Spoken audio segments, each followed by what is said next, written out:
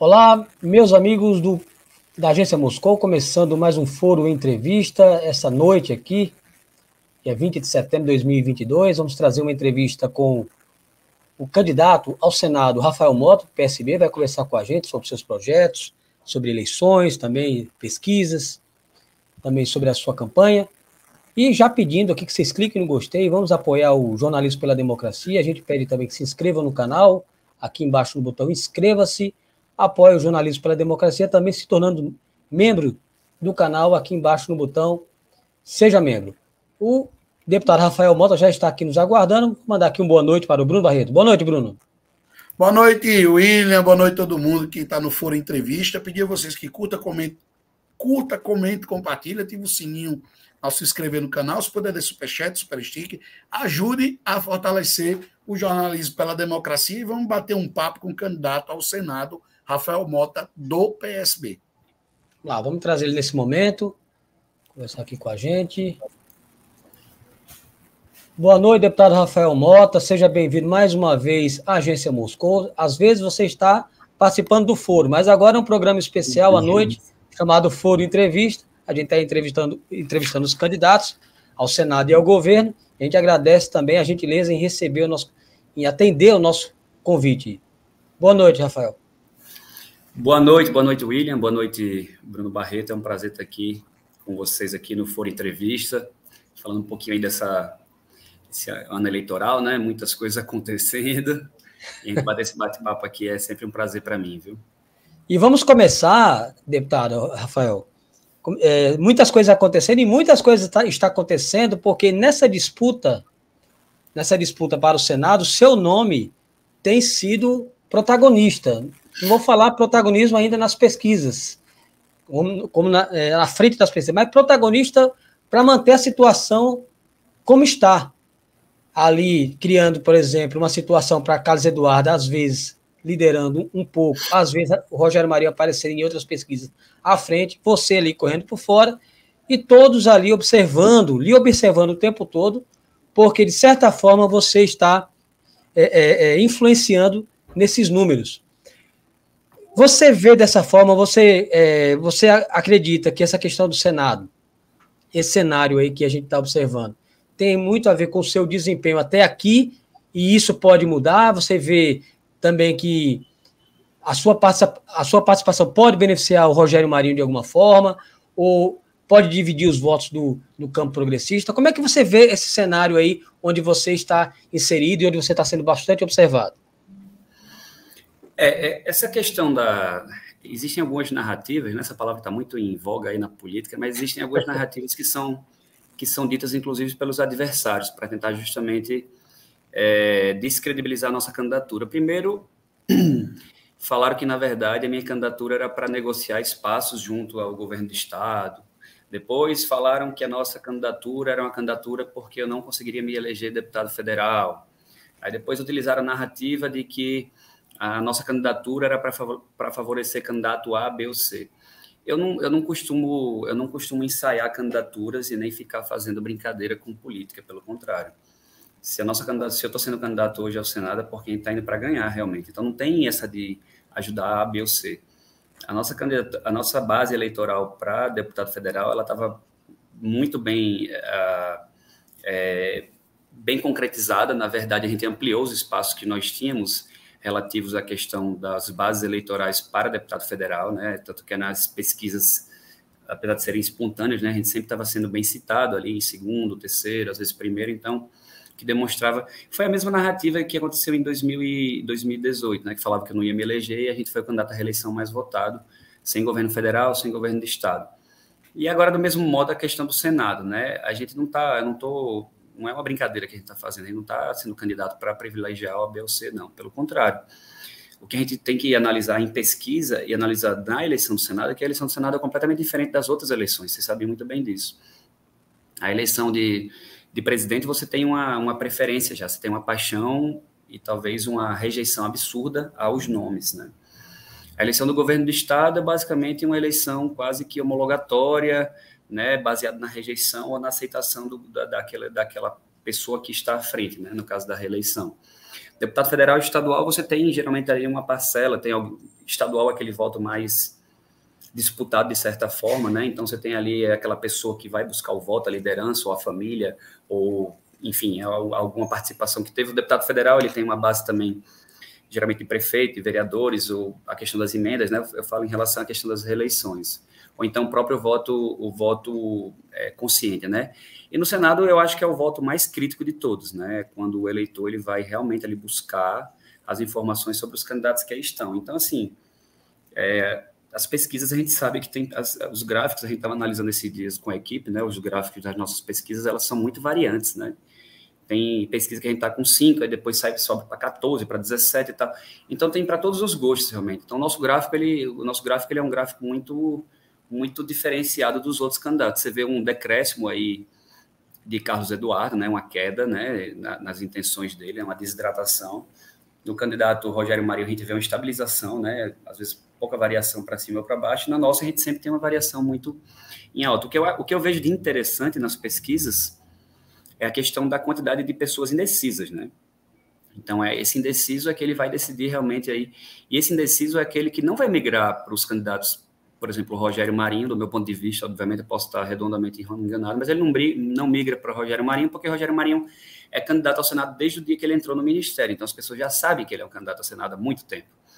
E o candidato Carlos Eduardo também não há essa migração pela questão propriamente dita de que as pessoas têm esse conhecimento do nome também. Então, o indeciso, ele vai migrar majoritariamente para aquele que tiver menor rejeição, né? Então, tem pesquisas que me colocam com um quinto da rejeição de Carlos Eduardo, com um quarto da rejeição de Rogério Marinho. Então, onde a gente vê esse potencial. Então, a eleição do Senado está completamente em aberto. Do nosso ponto de vista, da nossa equipe, obviamente, do nosso pessoal de estratégico, né? A nosso potencial de crescimento na reta final é muito grande.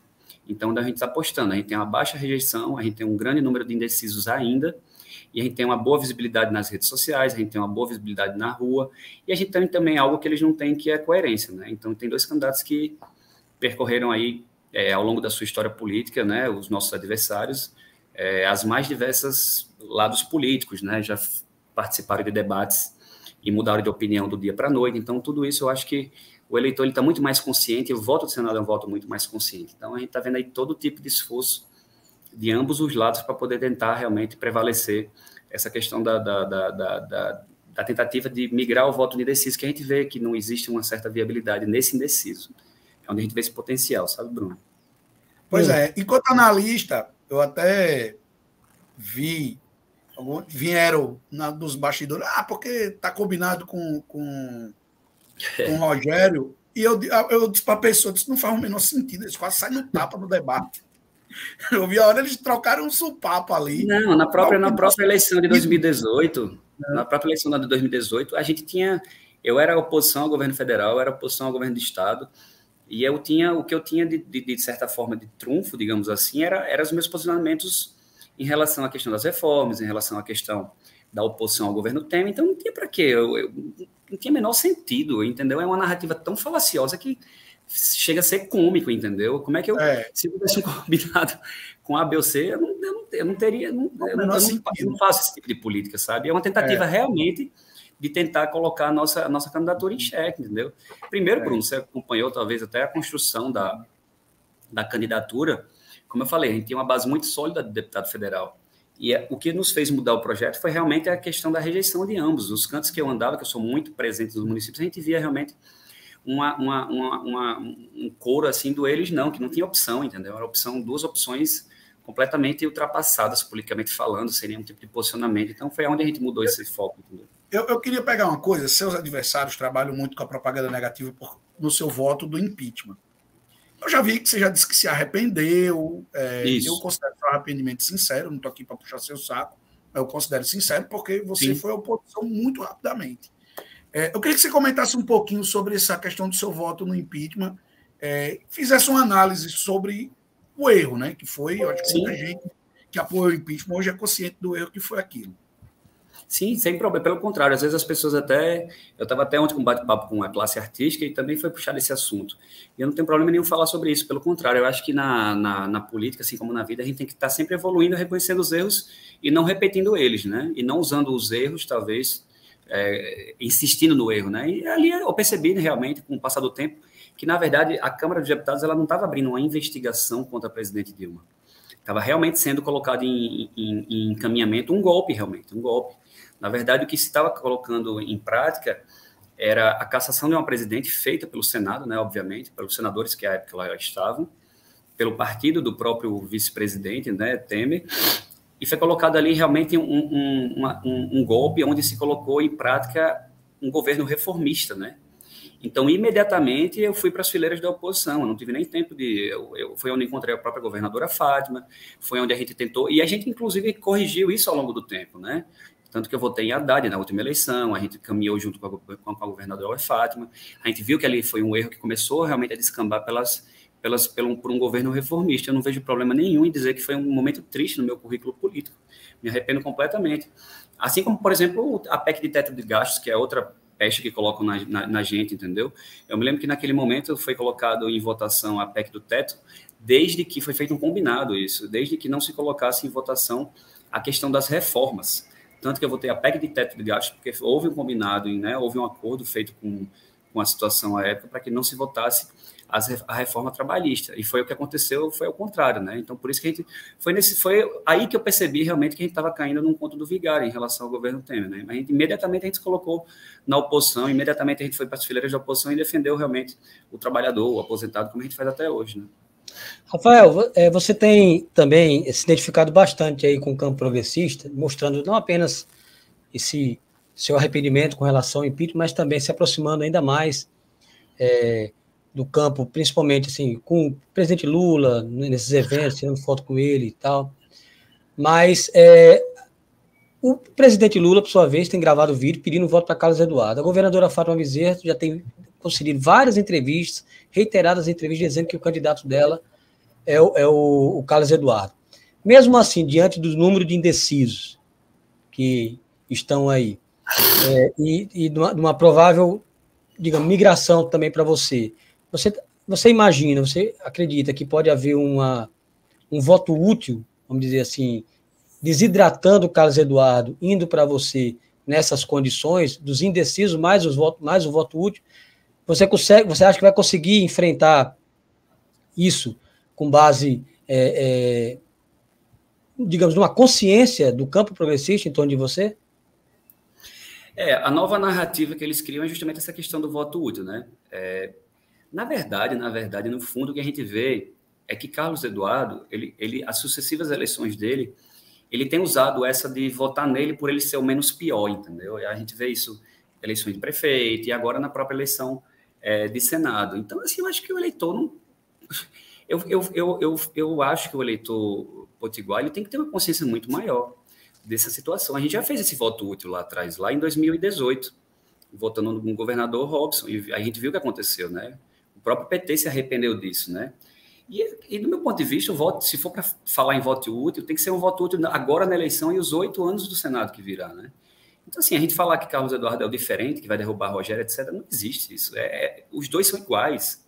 Os dois elegeram Bolsonaro, ele manteve o apoio a Bolsonaro até ele ver que o posicionamento dele pessoal para a pessoa dele era melhor se compor com o PT. Ele elogiou, inclusive, sentia uma certa tentativa de aproximação com o Rogério Marinho quando o Rogério assumiu o Senado, ele parabenizou, desejou sorte, etc. Eu senti até que ele quis realmente uma aproximação naquele momento. Então, assim, os dois são basicamente iguais, não tem diferença entre um e o outro. Agora, o que tem colocado em voga é que ele é o diferente, ele é aquele que vai enfrentar o bolsonarismo. Como é que você vai enfrentar um pensamento se você faz parte daquele pensamento? Se você já se rendeu àquele pensamento? Você acha que... Vamos fazer aqui uma pergunta bem básica, né? Que eu estava até fazendo uma reflexão esses dias. Se acontecer o cenário, que é o que a gente não trabalha para acontecer, mas é o que trabalha Rogério Marinho e Carlos Eduardo para ter um segundo turno, né? A gente vota em Lula, inclusive o PSB faz parte da composição que a gente construiu isso com a ida de Alckmin para ser o vice de Lula. Mas se houver um segundo turno, que Carlos Eduardo está ajudando a levar, já que ele vota em Ciro, se Rogério Marinho está ajudando a levar, já que ele vota em Bolsonaro, e nesse segundo turno acontecer uma tragédia, que é o que a gente não quer que aconteça, mas e se Bolsonaro ganhar? Você acha que em quanto tempo Carlos Eduardo, sendo senador, quanto tempo ele vai aderir ao governo? Ou seja, ele já vai começar o mandato aderindo ao governo. As pessoas sabem que eu vou ser oposição, assim como eu sou oposição até hoje. Assim como eu votei, eu sou o único que tem discurso para falar contra a reforma trabalhista da Previdência. O próprio Carlos Eduardo, que é o candidato do governo do Estado, o candidato Carlos Eduardo, ele defendeu a reforma trabalhista, ele defende a reforma da Previdência. No próprio debate ele falou que a reforma da Previdência era necessária, que a reforma trabalhista ia gerar uma sustentabilidade econômica para o país. Então, não tem como você esconder quem você é. Você não pode ser duas pessoas, a pessoa na eleição e uma pessoa pós-eleição. Então, assim, não adianta você querer usar um discurso que você de alguém que você não é, entendeu? Você muda... Ele ia ser o candidato da oposição ao governo do Estado. Ele mudou a oposição do dia para a noite. Ele construiu uma tentativa de ser o candidato a governador contra a governadora Fátima. Ele estava chamando a governadora de que ela tinha roubado o dinheiro dos respiradores. Ele não sabia o nome do suplente dele. Então, quem é essa pessoa, entendeu? Que a gente está hoje dizendo que é o voto útil para derrubar o bolsonarismo. Quem é a pessoa que está dizendo... Se existe voto útil, o voto útil para ser o voto útil agora e durante os votos úteis sou eu, entendeu? Que as pessoas sabem que eu tenho um posicionamento, as pessoas sabem que eu sou do campo progressista, as pessoas sabem quem eu sou, não vão ter surpresas durante o mandato. A gente e dos candidatos, Rafael, você é o único que pede voto para Lula, né? Sou o único que pede voto para Lula, porque, como eu estou dizendo, os três, né? É até desconfortável você ver o próprio Carlos Eduardo, ele não consegue falar o candidato dele, entendeu? Ele começou a fazer o L, né? O L do dedo de L de Lula agora. Não sei se esse L é de Lula ou se é L que ele quer dar o L para o Rio Grande do Norte, fazer o L, né? Assim, é difícil você ter um posicionamento dúbio, entendeu? Você tem que ser uma pessoa só. Como é que ele fala que vai defender o trabalhador, o aposentado? No dia 1º de janeiro, ele demitiu 250 pessoas que eram seletistas da Urbana, pessoas que estão passando por depressão, que não conseguem pagar conta até hoje. Como é que esse cara vai defender o trabalhador, o aposentado? Entendeu? Assim, eu acho que a gente não tem como a gente apagar a nossa história, né? A nossa expectativa, né, positiva é que esses indecisos, que hoje estão indecisos, que é bom, porque do meu ponto de vista são pessoas que estão escolhendo os candidatos que têm proposição, não são aqueles que estão sendo levados como massa de manobra, né? Com a questão do voto útil, né? Essa tentativa de se construir uma utilidade do voto num candidato que não é útil durante os 8 anos, que a gente sabe que vai ser oposição à governadora daqui a 2 ou 4 anos, que a gente sabe que é uma composição que foi feito um acordão para o Senado, entendeu? Que se construiu um acordão para o Senado e que está se juntando coisas que são imissíveis, né? Então, a nossa expectativa é que esse eleitorado que ainda continua realmente aí indeciso, procure saber quem são os candidatos, né? Quem é aquele que tem viabilidade, aquele que tem propostas para o Estado, né? A gente conhece muito bem os dois candidatos. A gente tem um que é conhecidíssimo, né? E o outro que flutua ali no momento que é mais oportuno para ele, pessoalmente falando. Bruno. Rafael, eu postei domingo um gráfico, eu acho que muita gente lhe marcou na postagem, vi que você respondeu algumas coisas. Eu estou chamando você porque você é mais novo que eu, né? Por gentileza. Tem um senador, se você ganhar para o Senado, eu estou dizendo, pô, o cara é mais novo que eu, já é senador, meu amigo. A média de idade é uma coisa interessante. Eu estou com 36 anos. A média do Senado, só um parênteses antes de você falar dessas pesquisas, porque acho que é interessante. A média de idade do Senado é de 60 anos de idade. Geralmente o Senado o pessoal coloca como sendo, né, a carreira final, né, o prêmio de consolação que ele passa. Não é. A cereja do bolo, né? Mas para você ter ideia, a nossa quando tem sessão do Congresso Nacional, que junta senador e com Câmara dos Deputados, quando um projeto passa na Câmara dos Deputados e vai para o Senado, se passar das 10 horas da noite, pode ter certeza que cai o quórum, porque o senador vai dormir cedo. Então, isso é uma coisa que a gente precisa... tem que ser uma casa produtiva também. Desculpa, Bruno, você estava falando das pesquisas. Aí eu postei o gráfico, muita gente lhe marcou, e o gráfico era o seguinte: a boca do jacaré fechou, com Carlos e Rogério, né, na pesquisa item, e você colou. E aí está desenhado o cenário dos sonhos de Rogério, que é o eleitorado progressista dividido entre você e Carlos. Estou pegando a item, que é a única que está mostrando esse recorte. Os outros não estão, mas está um eleitorado dividido e você ali chegando. Como é que você vai fazer para convencer o indeciso que o voto útil é em você. Porque vai estar se desenhando um cenário de voto útil. Porque Rogério sabe que ele não ganha se não tiver essa divisão. Então, assim, ele não ganha. Rogério não soube nem disfarçar quando se lançou candidato, porque ele disse que a sua candidatura ele elogiou a sua candidatura no primeiro momento, se você lembrar. Mas uma semana depois criticou. Mas assim, ele não soube nem disfarçar. Porque quando ele viu duas candidaturas no campo progressista, buscando o eleitorado de Lula, ele disse: isso aqui é maravilha. Porque ele quer ganhar com um terço, ele sabe que não dá para ganhar com a votação. Então, como é que você vai trabalhar com esses indecisos? Qual é a sua estratégia para dialogar com esse eleitorado indeciso? Que eu concordo com você. Esse eleitorado está em compasso de espera para ver quem vota, para ver em quem vai votar para derrotar Rogério. Uhum. A eleição do Senado é uma eleição, como a gente já falou, bem atípica, né? O eleitor em si, ele começa a decidir a questão do voto agora, né, do Senado. Então, você começa a ter uma curva de declínio em relação aos indecisos, né? Um pouco mais exponencial, assim, ela não é linear, e o crescimento dos candidatos pode ser que em coisa de 2, 3 dias a definição da eleição realmente se concretize, né? Então, assim, o que a gente busca realmente é a comunicação. A gente dialoga com bandeiras da juventude, que nenhum dos dois dialogam. Nós dialogamos com a bandeira da educação, que nenhum dos dois dialogam. Dialogamos com bandeiras da LGBTQIA+, que nenhum dos dois dialogam. A gente dialoga com a centro-esquerda, que eu acho que nenhum dos dois dialogam. A gente fala que Carlos Eduardo é progressista, é falácia, né? Do meu ponto de vista, é falacioso. Agora, a gente dialoga, por exemplo, com a política também, que Carlos Eduardo não dialoga. Então, a gente tem uma série de apoiadores também da política tradicional, de vereadores, de prefeituras, que teoricamente teriam... Eu ia perguntar isso. Muita gente da classe política, que naturalmente deveria ter ido para Carlos, que não quer apoiar Rogério, está indo para você. Queria que você explicasse também esse fenômeno, que é bem interessante. É um fenômeno interessante, mas é porque, na verdade, Carlos Eduardo construiu esse distanciamento da política, né?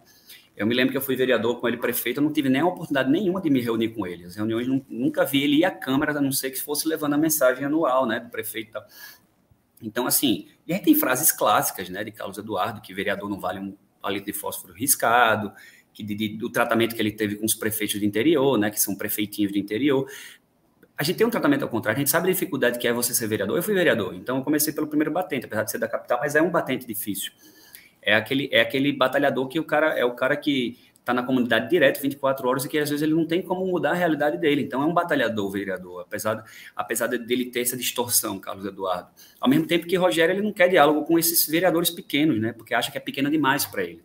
Então ele vai ter ali uma centena de prefeitos que eu não sei se o prefeito vai conseguir botar o voto na urna. A gente tem exemplos aí históricos de Agenor Maria, nos anos 70, passando até a Rosalba, passando até... Tudo bem que é um ponto fora da curva, mas Stevenson, o próprio Garibaldi, que estava liderando as pesquisas há 4 anos atrás e terminou em 4º lugar. Eu acho que a eleição do Senado ela é uma eleição indefinida. Do meu ponto de vista, inclusive, os números talvez que colocam aí Carlos Eduardo na frente é um recall do nome, né? Mas as pessoas vão começar a se tornar conscientes de quem são os nomes que estão aí. Então, assim, a comunicação na parte de comunicação digital, a gente tem a modéstia parte, tem evoluído muito. A gente se comunica bem no ambiente digital, nas redes sociais. A gente sabe que hoje a eleição, apesar de a gente ter pouquíssimo tempo de televisão, né, que foi tirado muitos partidos, muitos apoiadores de mandato da gente, mas a gente tem uma comunicação e o eleitor ele vai buscar as informações pelas redes sociais, né? Cerca de 40% da população dos eleitores eles vão decidir o voto pelas redes sociais. E a gente tem se comunicado bem, inclusive com a juventude. É uma eleição que a gente está mudando aquela forma tradicional de ser o cara que vai, às vezes, no santinho de papel e etc e tal. A liderança, que precisa também ter essa liderança para levar o nosso nome, né, que é humanamente impossível você talvez circular por todo o Estado, mas, ao mesmo tempo, a gente tem propostas também. A gente lançou, antes de todos, que eu não vi nenhum dos dois ainda lançarem isso, propostas como candidato ao Senado. Então, a gente lançou um programa que são compromissos públicos, chamado RN 2030, né? Que a gente é bom lembrar que o Senado são 8 anos que o senador senta na cadeira, então a gente precisa saber quem vai estar lá 8 anos. Você imagina, por exemplo, um Rogério Marinho, 8 anos no Senado. Se como deputado federal, em 4 anos ele fez a reforma trabalhista, se como segundo suplente, que o Rio Grande do Norte não aprovou seu trabalho, colocou ele na suplência como segundo suplente, ele fez a reforma da Previdência. Então, você imagina, Rogério senador, que ele vai fazer o desastre que ele vai causar com o trabalhador brasileiro. Então, eu não podia também me virar as costas para isso. Então, acho que a comunicação com esse eleitorado que é mais antenado, mais consciente, é importante, e querendo ou não, ele é divulgador, né? Então, essa questão de hoje que o próprio Carlos Eduardo tem colocado de vender o voto útil, eu acho uma covardia muito grande, entendeu? Porque ele está sempre se dizendo que é o menos ruim. Ele não tem proposta, ele não aprende a proposta. A gente tem 10 compromissos públicos que passam pela educação, pela comunicação e o contato direto com as prefeituras, o governo do estado, a própria questão da saúde mental, que é uma coisa que ninguém fala sobre isso, a questão da própria parcerias com a reindustrialização do estado, que está parada há mais de uma década e meia que a gente está parado na questão da industrialização, na geração de emprego e renda. Eu acho que tudo isso, a causa animal, que é uma bandeira também do nosso mandato, os comitês intersetoriais das bandeiras das minorias, como a LGBTQIA+, acho que tudo isso passa por um mandato também de senador que as pessoas não pensam. A candidatura de ambos, né, tanto de Carlos quanto de Rogério é passar 24 horas dizendo que é o governador, que é o senador das águas. Isso não existe. Ele fez 6%, talvez, do cronograma da transposição, né, que está tentando se aproximar. A obra, né? Oi? Ele só fez finalizar a obra, que já estava praticamente pronta. A gente quase morre afogado na propaganda eleitoral dele, que é tanta água, entendeu? Só que ele esquece que o que ele fez é a questão das reformas, né? Ele tenta explicar de uma forma até, às vezes, impaciente, tentando trazer que as reformas foram positivas para o Brasil.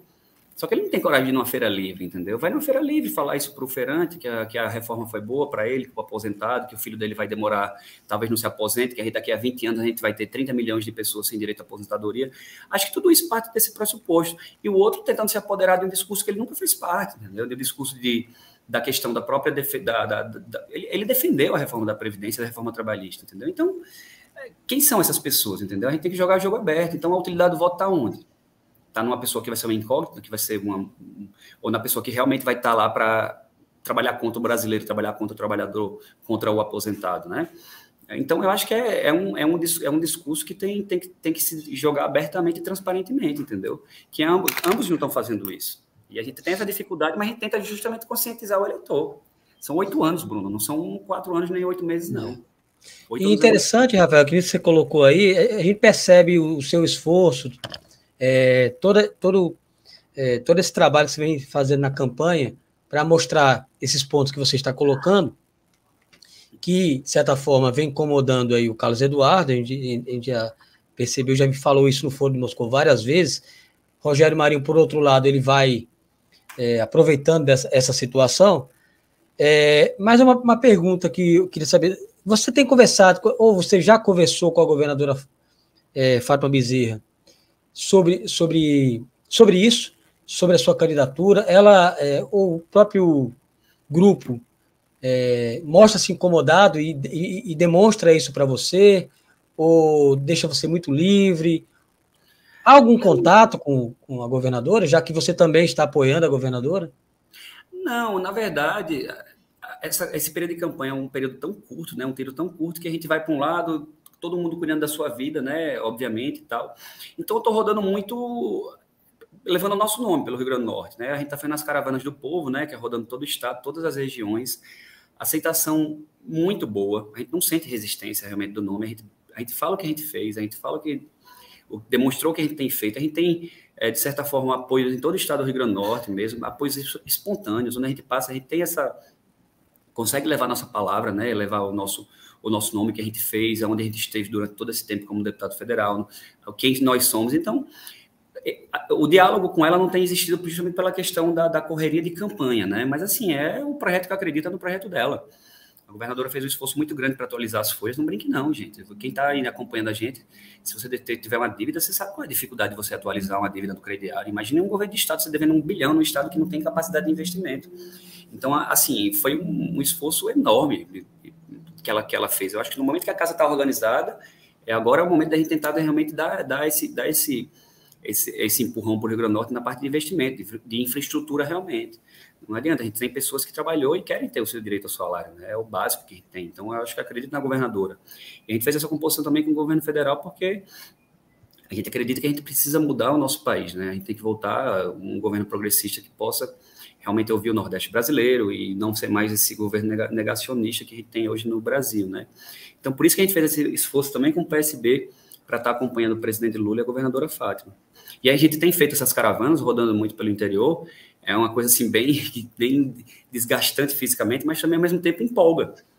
Porque todo canto que a gente vai, independente da região, a aceitação é muito grande. Eu circulo onde eles não circulam.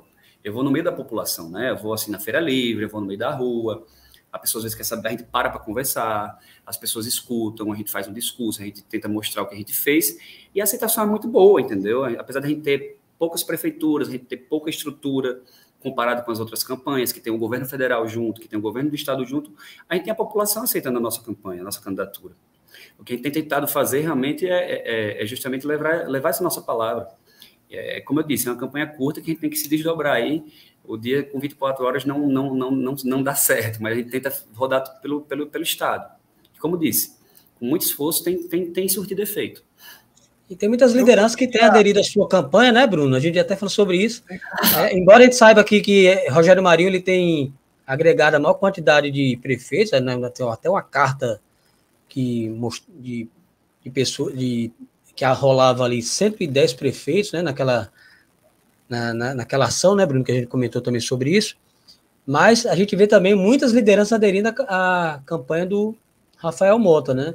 Isso. E parece que quem fica na rabeira mesmo é o próprio Carlos Eduardo, né? Ele parece que ele fica ali descansando, esperando aí que a campanha trabalhe só em torno dele, mas você, o Rafael, e o Rogério Marinho que tem conseguido aí abocanhar a maior parte das lideranças. Bruno.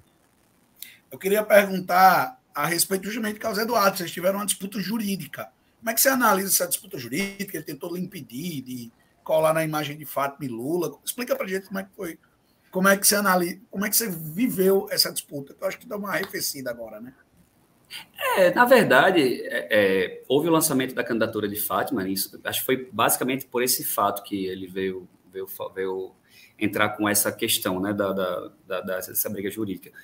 Que houve o lançamento da candidatura de Fátima lá em São Gonçalo, e lá em São Gonçalo a gente tem o apoio majoritariamente de todos os vereadores, né? São 15 vereadores que nos dão suporte lá, e eles me convidaram, e a gente foi, obviamente, a convite dos vereadores, fazer a sua e aí comemorar, né, e começar a fazer o volume de campanha. E ele se sentiu atingido por aquilo, né, porque nós tínhamos muitos apoiadores, nós tínhamos vereadores, e começou a dizer que estava existindo um acirramento de ânimos, coisa que o meu pessoal não... A gente sabe quem é que faz isso, né? A gente sabe quem é que não gosta de jornalista, a gente sabe quem é que não gosta de pergunta que não agrade, a gente sabe quem é que não gosta da política, quem não gosta de vereador, que não sou eu, né? Eu tenho essa coerência. E ali ele tentou realmente impedir que a gente participasse dos movimentos junto à governadora, né? Que a gente apoia ela desde 2018, né? Que a gente tá junto aí nessa composição, né? Quem chegou agora foi ele. E houve esse pedido aí de afastamento, uma coisa completamente fora de contexto totalmente. Me lembrou muito ali, me lembrou muito os bolsonaristas, né? Que não sabem o que é o direito de ir e vir, que não sabem o que é a Constituição brasileira. E isso me lembrou muito os bolsonaristas. Mas a própria justiça viu aí com uma certa... viu que é o absurdo que tinha ali, né, não tinha fundamento algum jurídico para me poder manter afastado ali de quem eu sempre apoiei, né? Bruno. Então, quer dizer, não teve nenhum confronto, não teve... Foi uma coisa isolada. Eu também achava, pela ação, eu fiquei com a impressão de que vocês estavam frequentando muito os eventos da governadora. Não, de forma alguma, pelo contrário.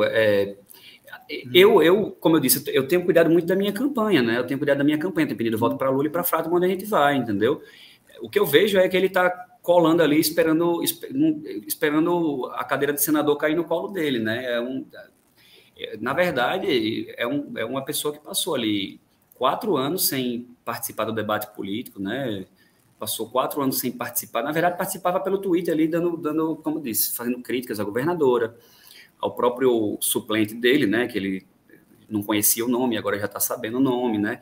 Então, assim, coerência, quem tem que ter coerência? Eu tenho coerência, quem tem que explicar aonde está se situando, aonde está caminhando, em qual carro está subindo, qual é o botão que está colocando no peito, é ele. Quem tem coerência sou eu, quem é incoerente ali do meu ponto de vista, e do ponto de vista de todas as pessoas do Rio Grande do Norte, são os 2 candidatos que estão lá, né?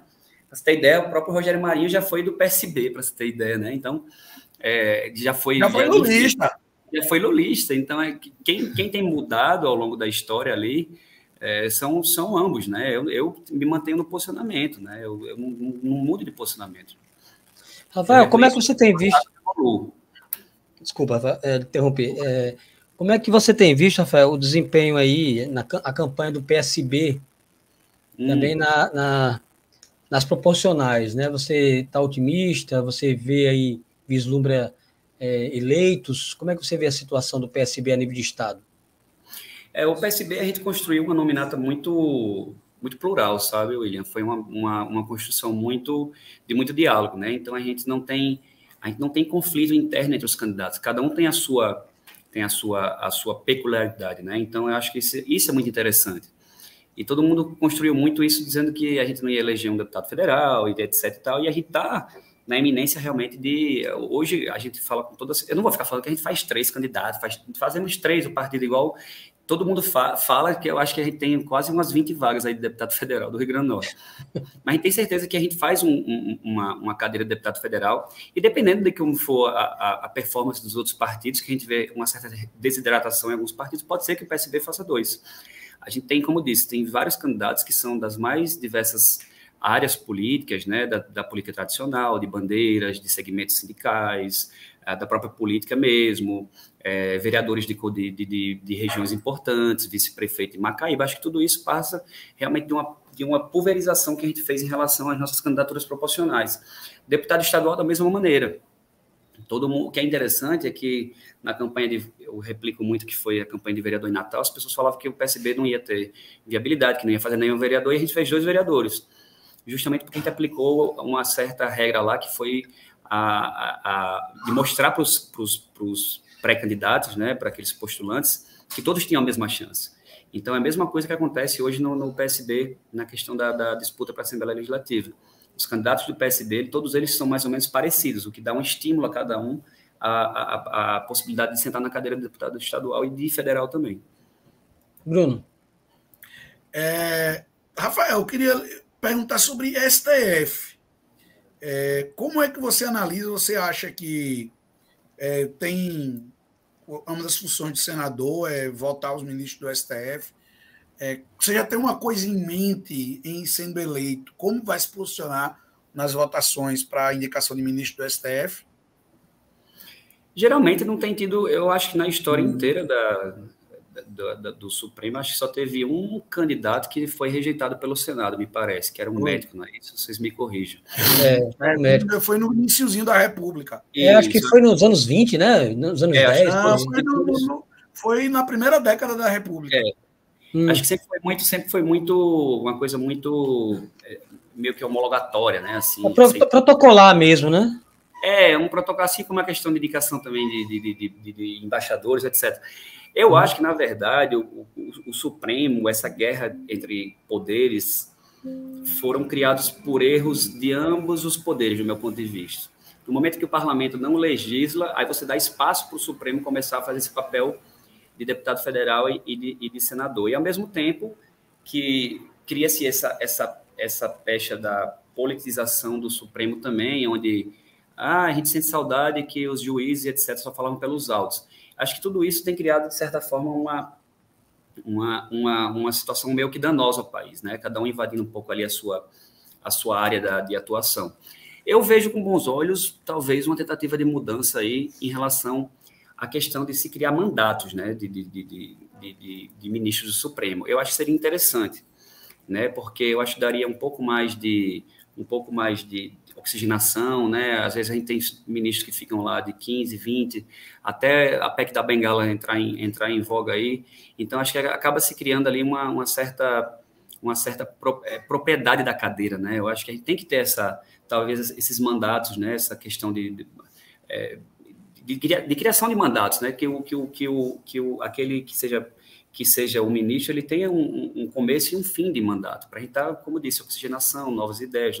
Não adianta, o Supremo também é um poder político, né? Não adianta a gente dizer que não é, que acaba tendo, né, esse posicionamento político. Sim. A opinião de um ministro é muito importante, ela reverbera na sociedade, acho que tudo isso passa por uma conscientização e talvez até uma mudança de legislação em relação ao Supremo, apesar da gente saber que é muito difícil a gente mexer com o Supremo ali, e principalmente mudar tradicionalmente como tem se construído a composição daqueles ministros, né?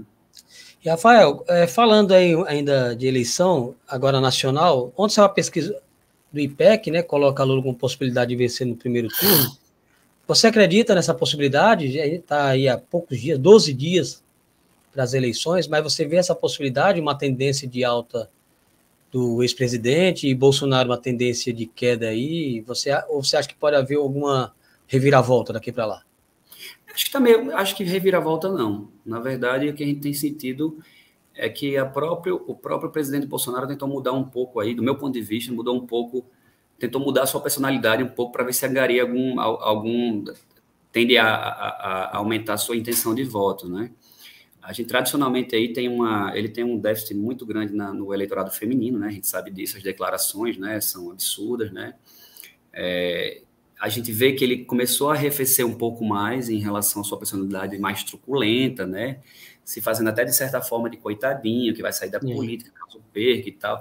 Começou a arrefecer também nessa questão da própria aceitação do resultado eleitoral, para o eleitorado ficar realmente, de certa forma, mais